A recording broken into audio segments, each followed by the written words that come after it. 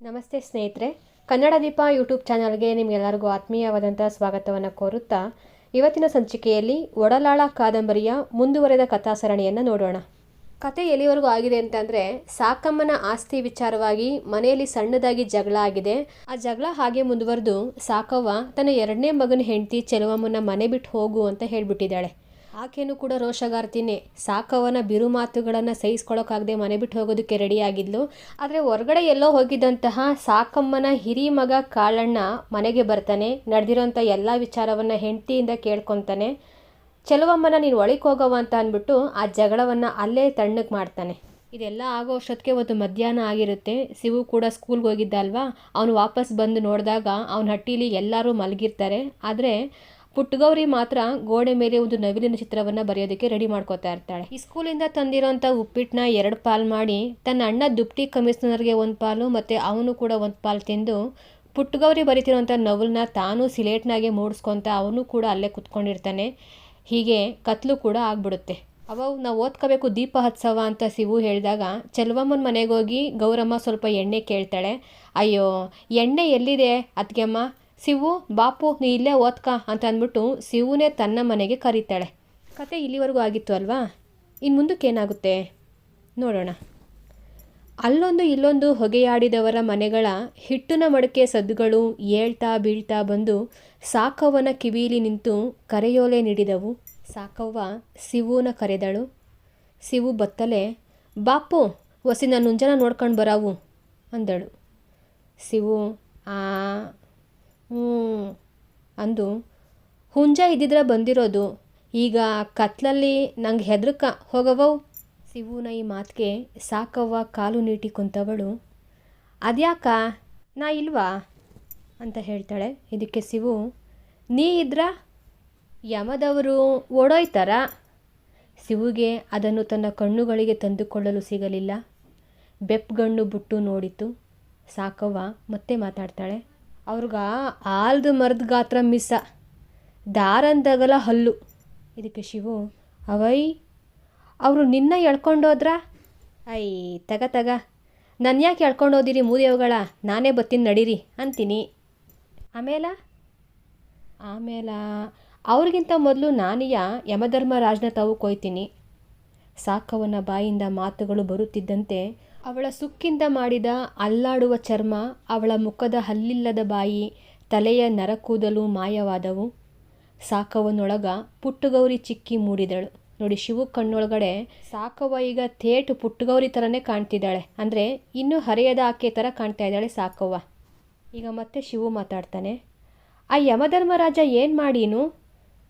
ಅವನಾ ನಮ್ಮ ಹಟ್ಟಿ ಗಾತ್ರದ ಸಿಂಹಾಸನದ ಮ್ಯಾಲ ಕೂತ್ಕೊಂಡು ಯಮದೂತರು ಕರ್ಕೊಬತ್ತಾರಲ್ಲ, ಅವ್ರಿಗೆ ಸೀಕ್ಸಾ ಕೊಡ್ತಾನ. ಹಂಗಾರ ಅದಕ್ಕೂ ನಿಂಗೆ ಹೆದರ್ಕ ಆಗಲ್ವಾ? ನರ್ಲೋಕದಲ್ಲಿ ನಾನು ಪಟ್ಟಂಥ ಕಷ್ಟಕ್ಕೆ ಆ ಸೀಕ್ಸ ಎಲ್ಗಾದ್ದು ತಗ, ಅವನ ಜೊತೆಲೂ ಅದನ್ನೇ ಅಂತೀನಿ ಕಣ.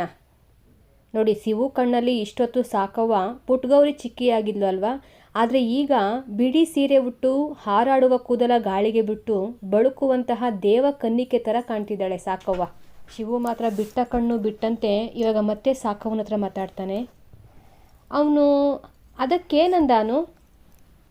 ಅತ್ಕಾವ, ಆಯಿತು ಮುತ್ಕಿ, ನೀನು ದರಿಯಕ್ಕ ಮಿಸ್ದಿ, ಏನು ಬರಬೇಕು ಕೇಳ್ಕ ಅಂತಾನ.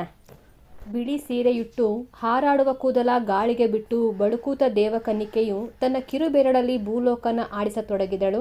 ಇದು ಶಿವುನ ಕಲ್ಪನೆಯಲ್ಲಿ ಆ ಸಾಕಮ್ಮ ಕಾಣ್ತಾ ಇರೋವಂಥದ್ದು. ದೇವಕನ್ನಿಕೆಯ ರೂಪದಲ್ಲಿ ಭೂಮಿಯನ್ನು ಸಾಕಮ್ಮ ಅನ್ನೋ ದೇವಕನ್ನಿಕೆ ಕಿರುಬೆರಳಲ್ಲಿ ಆಡಿಸ್ತಾ ಇರೋಂಥ ರೀತಿಯಲ್ಲಿ ಶಿವು ಕಲ್ಪನೆ ಮಾಡ್ಕೊತಾ ಇದ್ದಾನೆ. ಈಗ ಮತ್ತೆ ಶಿವುನೇ ಮಾತಾಡ್ತಾನೆ. ವರ ಕೇಳ್ಕ ಅಂದ್ಮ್ಯಾಲ? ಅದ್ಕ ನಾನು, ನೋಡು ಸ್ವಾಮಿ, ನನ್ನ ಮೊಮ್ಗೂಸು ನರ್ಲೋಕದಲ್ಲಿ ರಾಜಭಾರ ಮಾಡುವಂಥ ವರ ಕೊಡು, ಅಷ್ಟು ಸಾಕು ಅಂತೀನಿ. ಶಿವು ಧೇನಿಸುತ್ತಾ ಕುಂತಿತ್ತು. ಶಿವುನ ಧ್ಯಾನವ ಸಾಕವ್ವ ಮುರಿದು, ಸರಿ ಈಗ ನಾನು ಹುಂಜವ ನೋಡ್ಕೊಂಬರವು ಬಾಕೂಸು. ಶಿವು ಎದ್ದಿತ್ತು. ಹಂಗೆ ನಿಮ್ಮ ಅವ್ನ ತಾವು ಒಂದು ಗಡಾಸ ಇಸ್ಕೊಂಬ. ಸಾಕವ್ವನ ಈ ಮಾತನ್ನು ಒಳಗಿಂದಲೇ ಕೇಳಿಸ್ಕೊಂಡಂಥ ಗೌರವ್ವ ಗಡಾಸ ಕೈಲಿ ಹಿಡಿದು ಬಂದು, ಅವವ್ ಅದ್ಯಾಕ ಈ ಕತ್ಲಲ್ಲಿ ಎದ್ದು ಬಿದ್ದು ಬಂದಾಯ್?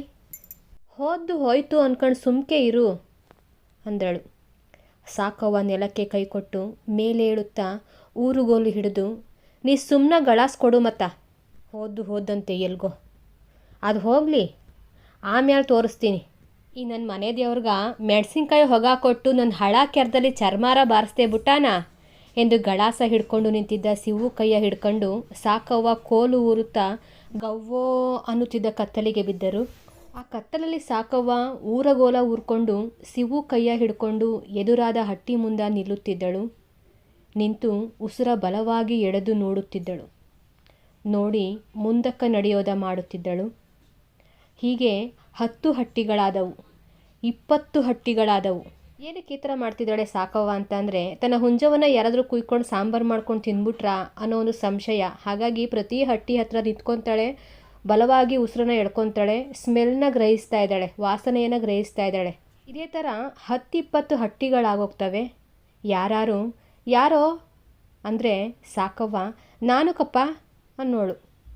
ಯಾಕಮ್ಮವ್ ಅಂದರೆ ಇಲ್ಲೇ ಕಪ್ಪ ಅನ್ನುತ್ತಾ ನಡೆಯುತ್ತಿದ್ದಳು. ಕಾಲು ಸೇದುವವರೆಗೂ ನಿಂತು ಸೌತಿ ಕೆಂಪಮ್ಮನ ಹಟ್ಟಿ ವಾಸನೆಯನ್ನು ಹೀರಿದರೂ ಏನೂ ಮೂಗಿಗೆ ಸೋಂಕದೆ ಸಾಕವ್ವ ಪೇಚಿಕೊಂಡು ಮುನ್ನಡೆದಳು. ಹೀಗಾಗುತ್ತಿರಲು ಒಂದು ಬಲವಾದ ವಾಸನೆಯು ಸಾಕಮ್ಮನನ್ನು ಒಂದು ಹಟ್ಟಿ ಬಾಗಿಲಿಗೆ ಎಳೆದು ತಂದು ನಿಲ್ಲಿಸಿತು. ಅದು ಪರ್ವತಯ್ಯ ಅಂಬೋರ ಹಟ್ಟಿ. ಆ ಪರ್ವತಯ್ಯಗೂ ಸಾಕವ್ವಗೂ ಸುತ್ತೂ ಬಳಸಿ ನಂಟಾಗಬೇಕಿತ್ತು. ಈಗ ಸಾಕವ್ವ ದಾರಂದ ತಟ್ಟಿ, ಅಮೇ ತಾಯಿ ಯಾರವ ಒಳಗ ಅಂದಳು. ಪರ್ವತಯ್ಯನ ಹೆಂಡತಿ ದೇವಿರಮ್ಮ ಬಾಗುಲ ತೆಗೆದು, ಬನ್ನಿಯಮ್ಮ ಒಳಕ್ಕ, ಏನು ಬಂದ್ರಿ? ಸಾಕವ್ವ ಉಸಿರೆಳೆದು ಒಳ ಬಂದಾಗ ಪರ್ವತಯ್ಯ ಉಣ್ತಾ ಕುಂತಿದ್ದನು. ಸಾಕವ್ವ ದೇವಿರಮ್ಮಗೆ, ತಾಯೇ ಮಾರಿ ಹಬ್ಬದು ಪಾವು ಅಕ್ಕಿ ಉಳ್ದಿತ್ತು, ಅದು ನನ್ನ ಮೊಮ್ಗೂಸ್ಕ ಬೇಯಿಸಿವ್ನಿ. ನಮ್ಮ ಕೇರಿಲಿ ಯಾರವ ಹಿಟ್ಟ ಮಾಡ್ಕೊಂಡು ಉಣ್ಣಾರು, ಅದ್ಕ ನಿಮ್ಮಟ್ಕ 2 ಉದ್ಕದ ನೀರ್ಗ ಬಂದೀವ್ನಿ ಕಣವ. ಸಾಕವ್ವನ ಈ ಮಾತಿಗೆ ದೇವಿರಮ್ಮ ಶಿವು ಕೈಲಿದ್ದ ಗಳಾಸಿಗೆ ಒಂದಿಷ್ಟು ಉದುಕ ತಂದೂದಳು. ಸಾಕವ್ವ ಬತ್ತೀನಿ ನನ್ನ ಕಂದ ಅಂದುಬಿಟ್ಟು ಹೊರ ಬಂದ ಮ್ಯಾಲ ಗಮಗುಟ್ಟುತ್ತಿದ್ದ ಗಳಾಸ ಮೂಗಿಗೆ ಹಿಡಿದಳು.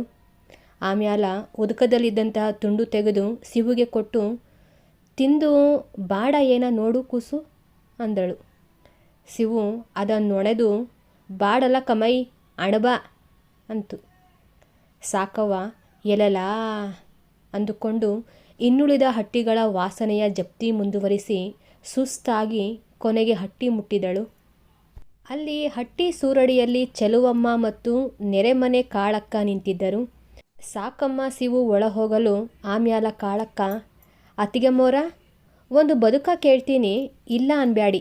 ಈ ಮಾತಿಗೆ ಚೆಲುವಮ್ಮ, ಏನು ಹೇಳಿ ನನ್ನ ತಾಯಿ, ಇದ್ರುವಿ ಇಲ್ಲ ಅಂದನಾ ಅಂತಾಳೆ. ಇದಕ್ಕೆ ಕಾಳಕ್ಕ, ಏನು ಇಲ್ಲ ಕಣಿ ಅತ್ಗಮ್ಮ, ಒಲೆ ಮ್ಯಾಲ ಹಿಟ್ಗಿಟ್ಟು ಬಂದೀನಿ, ಹಸಿಟ್ಟು ಸಾಲ್ದಿಯ ತೆಳ್ಳಗಾಗದ, ಒಂದು ಪಾವು ಹಸಿಟ್ಟು ಕೊಟ್ಟಿರಿ, ನಡೆ ಮಿಲ್ಲು ಮಾಡಿಸ್ಕೊಂಡು ಬಂದ್ಮ್ಯಾಲ ಕೊಟ್ಬಿಡ್ತೀನಿ ಅಂತಾಳೆ. ಕಾಳಕ್ಕನ ಈ ಮಾತಿಗೆ ಚೆಲುವಮ್ಮ ಹಣ ಮುಟ್ಕೊಂಡು, ನನ್ನ ಕಣ್ಣಾನು ಇಲ್ಲಕ್ಕ ತಾಯಿ, ಇದ್ರ ನಾನು ಇಲ್ಲ ಅಂತಿದ್ನಾ? ಕಾಳಕ್ಕನ ಮುಖದ ರೀತಿ ಆ ಕತ್ತಲಲ್ಲಿ ಕಾಣಿಸುತ್ತಿರಲಿಲ್ಲ. ಚೆಲುವಮ್ಮ ದಾರಂದವ ಮುಚ್ಚಿ ಒಳ ಬಂದಳು.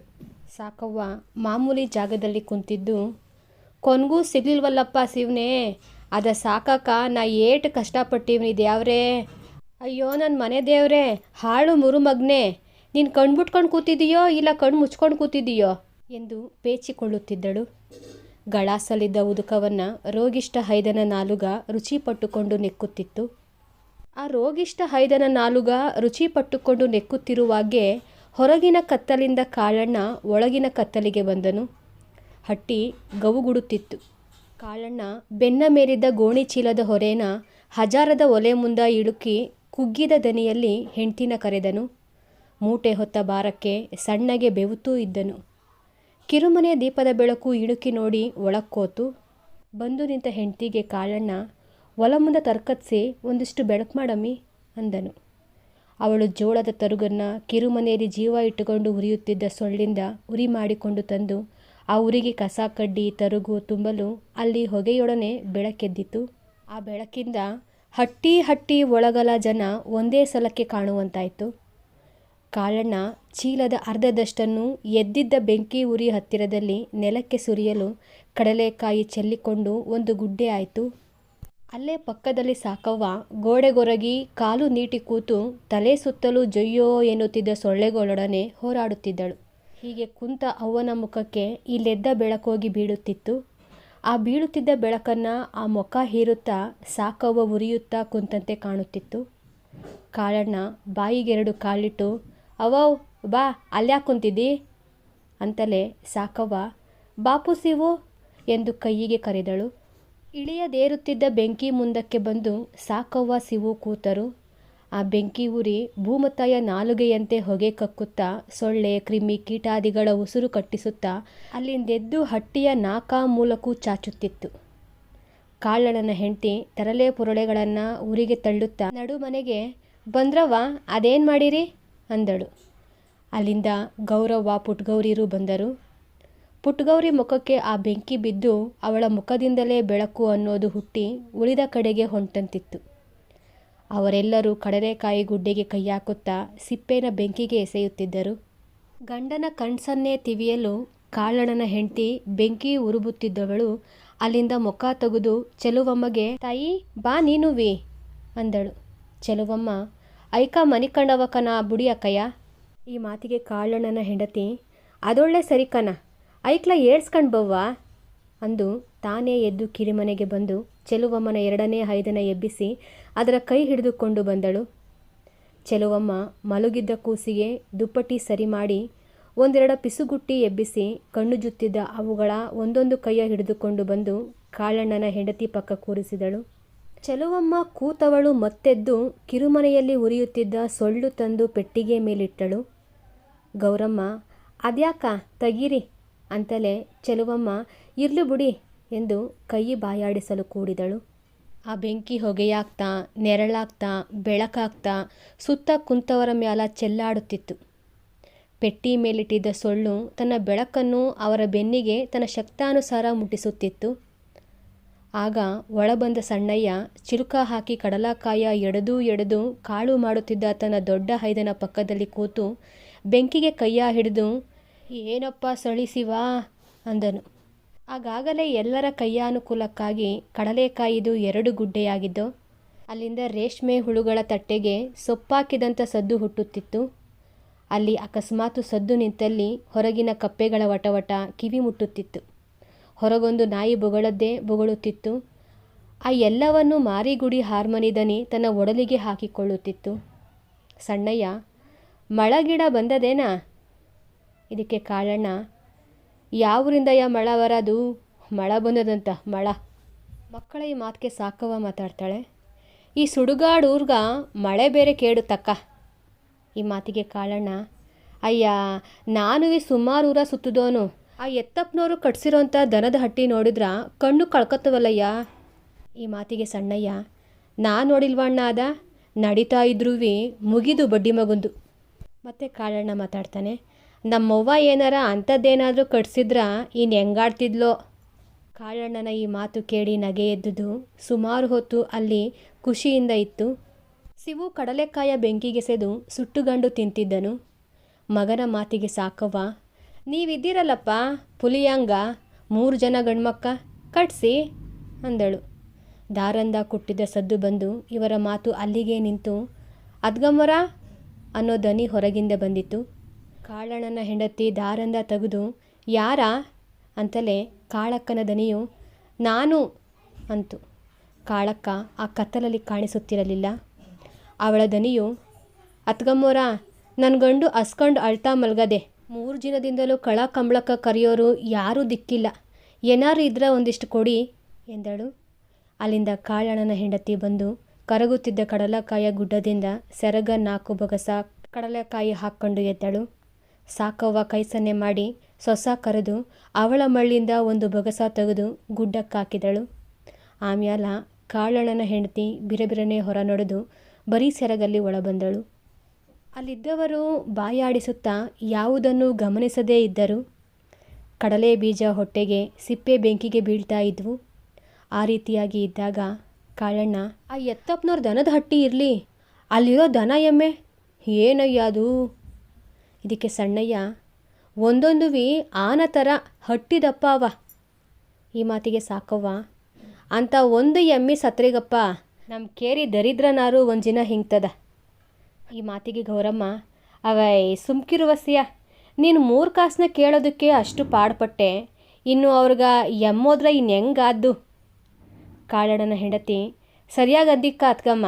ಈಗ ಮತ್ತೆ ಕಾಳಣ್ಣ ಮಾತಾಡ್ತಾನೆ, ಆ ಎತ್ತಪ್ಪನೇನ ದುಡ್ದು ಬೆವರಿಡಿಸಿ ರಕ್ತ ಬಸ್ದು ಸಂಪಾದನೆ ಮಾಡಿದ್ದಾನ ತಗ. ಹೋದ್ರ ಅವಂದೇನೋದ್ದು ಗುಡ್ಡ ಹಾಕಿರೋ ಬಡ್ಡಿ ದುಡ್ಡಲ್ಲಿ ಒಂದು ಸಿವರು ಕನ. ಚೆಲುವಮ್ಮ ಮಾತಾಡ್ತಾಳೆ ಈಗ, ಶಿವ ಅವ್ರ ಮಗಳು ಮದುವೆ ಇನ್ನೂ ನನ್ನ ಕಣ್ಣೊಳಗ ಕುಂತದ ಕಣ್ರಪ್ಪ. ಬೋಂದಿ ಕಾಳ ಸಾಡು ಮಕ್ರಿಲಿ ಇಕ್ಕೋದು ಎಲ್ಲರೂ ಉಂಟಾ. ಕೈ ನೀಡಿದವ್ರಗ ಒಂದೊಂದು ಬಕ್ಸ, ಇಷ್ಟಿಷ್ಟು ಒಂದೊಂದು ಬಕ್ಸ. ಕಾಳಣ್ಣನ ಹೆಂಡತಿ, ನಮ್ಮ ಪುಟ್ಗೌರಿ ಮದುವಾನು ಹಂಗೆ ಮಾಡೋನ ತಕ್ಕಳಿ. ಸಣ್ಣಯ್ಯ, ಆ ಮಟ್ಟಕ್ಕೆ ಮಾಡೋಕ್ಕ ಆಗ್ದ ಹೋದ್ರು ಅತ್ಕವ್ವ, ನಮ್ಮ ಕೈಲಿ ಸಾಗೋ ಅಷ್ಟು 4 ಜನ ಸರಿ ಅನ್ನಂಗ ಮಾಡವು ತಕ್ಕಳಿ. ಪುಟ್ಗೌರಿ ಬೆಂಕಿ ಜಳಕ್ಕೆ ತಿಳಿಯಾಗಿ ಬೆವರೂತ ಕುಂತಿದ್ದಳು. ಸಾಕವ್ವ ಮಕ್ಕಳ ಮಾತುಗಳ ಮೆಲುಕು ಹಾಕ್ತಾ ಬಾಯಾಡಿಸುತ್ತಾ, ಅಷ್ಟು ಮಾಡ್ರಪ್ಪ ನನ್ನ ಕಂದಗಳ. ನಾನು ಕಣ್ಮುಚ್ಚೋ ಒಳಗೇನೆ ಆ ನನ್ನೆರಡು ಐಕ್ಳುವಿ ಒಂದು ದಾರಿ ತೋರಿಸಿ ಮತ ಅಂದಳು. ಅವ್ವನ ಈ ಮಾತಿಗೆ ಸಣ್ಣಯ್ಯ, ಅವ್ನು ನಮ್ಮ ಕೈಲಿ ಮದುವೆ ಮಾಡಿಸ್ಕೊಳಕ್ಕವ್ವ, ಯಾರು ನಿಂತಿರೋರ ಕಟ್ಕೊಂಡು ಬತ್ತಾನ ತಕ್ಕ ಅಂದನು. ಕಾಳಣ್ಣ ಶಿವುಗೆ, ಅಯ್ಲೋ ಆ ಚಿಕ್ಕ ಮಾವನುವಿ ಕರ್ಕೊಂಬ ಮತ್ತ, ಹಾರ್ಮೋನಿ ಸದ್ದಿರತ್ತವು ಇರ್ತಾನ, ಅವನು ಒಂದೆರಡು ತಿನ್ನಲಿ ಕರ್ಕೊಂಬ ಅಂದನು. ಇದಕ್ಕೆ ಶಿವು, ಈ ಕತ್ಲಲ್ಲಿ ನಾವು ಓದೇನಾ ಅಂತು. ಪುಟ್ಗೌರಿ, ಬಾಪು ನಾ ಅಲ್ಲಿ ನಿಂತ್ಕೊಂತೀನಿ, ನೀ ಕರ್ಕೊಂಬರೈ ಎನ್ನಲು ಇಬ್ಬರೂ ಎದ್ದರು. ಆಗ ಗೋಡೆಗೆ ಮುಖ ಹಾಕಿ ಕುಂತು ಬೆಂಡಾಗಿದ್ದ ಡಿಪ್ಟಿ ಕಮಿಷನರು ನಡೆಯುವುದರ ರುಜುವಾತು ಪಡಿಸುತ್ತಾ ತೂರಾಡುತ್ತಾ ಅಲ್ಲಿಗೆ ಬಂತು. ಮುಂದಿಟ್ಟ ಕಡಲೆ ಬೀಜಗಳನ್ನು ಒಂದೊಂದನೇ ತೆಗೆದು ನಿಧಾನವಾಗಿ ಬಾಯಿಗಿಟ್ಟುಕೊಳ್ಳಲಾರಂಭಿಸಿತು. ಪುಟ್ಗೌರಿ ಶಿವು ಕತ್ತಲಿಗಿಳಿದು ಅದರಲ್ಲಿ ಹತ್ತುತ್ತಾ ಇಳಿಯುತ್ತಾ ನಡೆದರು. ಕಣ್ಣಂದಾಜಲ್ಲೇ ಕಲ್ಲು ಮಣ್ಣು ಬಚ್ಚಲು ಬದಿನ ದಾಟಿಕೊಂಡು ಮಾರಿಗುಡಿ ತಿರುವಲ್ಲಿ ಪುಟ್ಗೌರಿ ನಿಂತಳು. ಮಾರಿಗುಡಿಲಿ ಆಗ ನಾಟಕದ ಪದ ಮಾತು ನಡೀತಾ ಇರಲಿಲ್ಲ. ಚಿನ್ನಸ್ವಾಮಿ ಅಂಬೋನು ಹಾರ್ಮನಿ ಮುಂದೆ ಆರ್ಭಟಿಸಿಕೊಂಡು, ಯಾರು ತಿಳಿಯರು ನಿನ್ನ ಭುಜಬಲದ ಪರಾಕ್ರಮ ಎಂಬ ಸಿನಿಮಾ ಪದವ ಕುಟ್ಟುತ್ತಿದ್ದನು. ಹಾರ್ಮನಿ ಮೇಷ್ಟ್ರು ಆವೇಶದಿಂದ ತಲೆತೂಗಿಸ್ತಾ ಬಾರಿಸುತ್ತಿದ್ದರು. ಅವರು ಕಚ್ಚಿದ್ದ ಬೀಡಿ ಕೆಟ್ಟೋಗಿದ್ದರೂ ಅದು ಬಾಯಲ್ಲೇ ಪದವ ಆಡುತ್ತಿತ್ತು. ತಬಲದ ಹೈದ ಇನ್ನೂ ಕಲಿಕೆದು, ಇನ್ನು ಉಗಿಸ್ಕೊಂಡನು ಅಂದುಬಿಟ್ಟು ಮೆಲ್ಲಗೆ ತಪ್ಪು ಕುಟ್ಟುತ್ತಿತ್ತು. ಮಾರಿಗುಡಿಯ ತೊಲೆಗೆ ಕಟ್ಟಿದ್ದ ಲಾಟಿನಿಂದ ನೆಗಿತಾ ಇದ್ದ ಬೆಳಕು ಅದರ ಕೆಳಗಿದ್ದ 10 ಜನರ ಮೇಲೆ ಬೀಳುತ್ತಿತ್ತು. ಅದರಾಚೆಗೆ ಮಸುಕು ಕತ್ತಲಾವರಿಸಿದ್ದು, ಅದರಾಚೆಗೆ ಮುಖ ಕಾಣಿಸುವಂಥ ಕತ್ತಲು ನಿಂತಿತ್ತು. ಅಲ್ಲಿಂದ ಏಡುತ್ತಲಿದ್ದ ಬೀಡಿ ಹೊಗೆ ಹಾಡುವವನ ಆರ್ಭಟಕ್ಕೆ ತಕ್ಕಂತೆ ಅಲ್ಲಿದ್ದವರ ತಲೆ ಮೇಲೆ ನಲಿತಾ ಇತ್ತು. ಹಾಡುತ್ತಿದ್ದ ಚಿನ್ನಸ್ವಾಮಿ ಮಾರಿಗುಡಿಯೇ ವಾಲಾಡುವಂತೆ ಹಾಡುತ್ತಿದ್ದನಾದ್ದರಿಂದ ಅಲ್ಲಿದ್ದ ಜನವೂ ವಾಲಾಡ್ತಾ ಪದಕ್ಕೆ ತಕ್ಕಂತೆ ತಮ್ಮ ದೇಹವನ್ನು ತಾಳ ಕುಟ್ಟುತ್ತಿದ್ದರು. ಪುಟ್ಟಗೌರಿನೂ 4 ಹೆಜ್ಜೆ ಮುಂದೆ ಬಂದು ನಿಂತಿದ್ದಳು. ಮಾವನ ಬೆರಳಿಡಿದು ಶಿವು, ಮಾವವ್ ಹಿಟ್ಟುಣ್ಕೊಂಡೋಗು ಬಾ ಅಂದನು. ಗುರುಸಿದ್ದು, ನೀ ನಡ, ನಾ ಬತ್ತೀನಿ. ಶಿವು, ಬಾ ಮಾವ ಹೋಗವು ಅಂದನು. ಗುರುಸಿದ್ದು, ತಾಡು ಹೋಗವು. ಏ ಬಾ ಮಾವ. ಗುರುಸಿದ್ದು, ತಾಡು. ಇದೇ ನಡೀತಿತ್ತು. ಇದು ಬಿಟ್ಟರೆ ಹಾಡಿಗೆ ಹೆಜ್ಜೆ ಇಟ್ಟುಕೊಂಡು ಮಾರಿಗುಡಿ ವಾಲಾಡುತ್ತಿತ್ತು. ಹಾಡ್ತಾ ಇದ್ದ ಖುಷಿಗಾರ ಚಿನ್ನಸ್ವಾಮಿ ಮೀಸ ಕೆಳಗ ನಗು ತಂದುಕೊಂಡು ಕಣ್ಣ ಮೆಡ್ಡರಿಸಿ ಗುರುಸಿದ್ದಿಗೆ ಬೆರಳು ತೋರಿಸುತ್ತಾ, ಹೋಗೆಲೋ ಶಿಕ್ಕಂಡಿ ಎಂದು ಪದವ ಅಲ್ಲಿಗೆ ನಿಲ್ಲಿಸಿದನು. ಅವನು ನಿಲ್ಲಿಸುವ ಮೊದಲೇ ಎಲ್ಲರ ಬಾಯಿಂದಲೂ ನಗು ಅನ್ನೋದು ಗುಲ್ ಅಂದ್ಕೊಂಡು ಎದ್ದಿತ್ತು. ಗುರುಸಿದ್ದನು ನಗಾಡ್ತಲೇ ಶಿವುನ ಕೈ ಹಿಡಿದು ಎದ್ದನು. ಆಮೇಲೆ ಮುಂದ ಗುರುಸಿದ್ದು ಹಿಂದ ಪುಟ್ಗೌರಿ ಶಿವು ನಡೆದರು. ಗುರುಸಿದ್ದು ಮುಂದೋದ ಮ್ಯಾಲ ಪುಟ್ಗೌರಿ ಶಿವು ಕಿವಿಗೆ ಬಗ್ಗಿ, ಅದ್ಯಾರಪ್ಪ ಶಿವು ಪದ ಹೇಳ್ತಾ ಇದ್ದೋರು ಎಂದು ಕೇಳಿದಳು. ಅದಕ್ಕೆ ಶಿವು, ಅದೀಯಾ ಚಿನ್ಸೋಮಣ್ಣ ಅಂತಾರಲ್ಲ ಅವನು ಅಂದನು. ಪುಟ್ಟಗೌರಿ ಅವನ ಪದ ಎರಡನ್ನೂ ಕಣ್ಮುಂದಿರಿಸಿಕೊಂಡು ನಡೆದಳು. ಗುರುಸಿದ್ದು ಬಂದಾಗ ಹುರಿದ ಕಡಲೆಕಾಯಿ ಸಣ್ಣ ಗುಡ್ಡವೊಂದು ರೆಡಿಯಾಗಿತ್ತು. ಗುರುಸಿದ್ದುನ ಕೈ ಬೀಳಲು ಅವನ ಕೈ ಕಟ್ಟಿದಂತಹ ವಾಚು ಬೆಂಕಿ ಬೆಳಕಿಗೆ ಫಳಾರಂತು. ಎಲ್ಲರ ಕಣ್ಣು ಅದರ ಮೇಲೆ ಬಿದ್ದವು. ಕೆಲವರ ಬಾಯೋಡೋದು ಚಡ ನಿಂತಿತ್ತು. ಗುರುಸಿದ್ದುನ ಕೈಯಾಡಿದ ಕಡೆ ಶಿವುನ ಕಣ್ಣಾಡುತ್ತಿತ್ತು. ಕಾಳಣ್ಣ ಯಾರ್ದಯ್ಯ ಗಡಿಯಾರ ಅಂತಲೇ ಗುರುಸಿದ್ದು ನಂದಿಯ ತಕ್ಕಂಡಿ.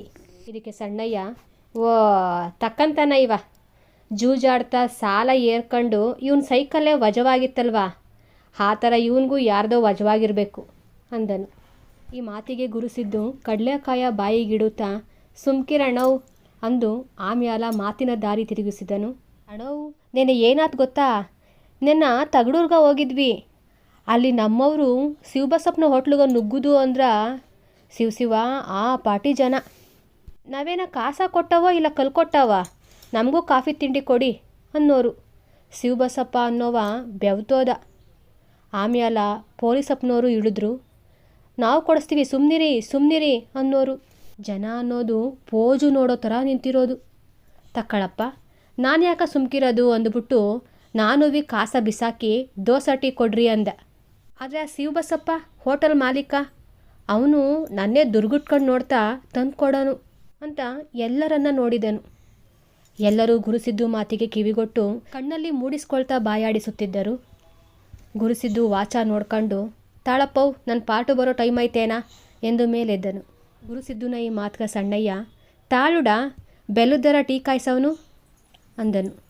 ಗುರುಸಿದ್ದು ಆ ಮಾತನ್ನು ಕೇಳಿಸ್ಕೊಳ್ದಲೇ ಕೈಯಾಡಿಸಿ ನಡೆಯಲು ಪುಟ್ಟಗೌರಿ ಹೋಟ್ಲ ಟೀ ಕುಡಿಯವಿವ ಹಟ್ಟಿ ಗೊಡ್ಗಾಪಿ ಕುಡ್ದಾನಾ ಅಂದು ಅವನ ಹಿಂದೆನೇ ಹೋಗಿ ಚಿಲಕ ಹಾಕಿ ಬಂದು ಕುಂತಳು.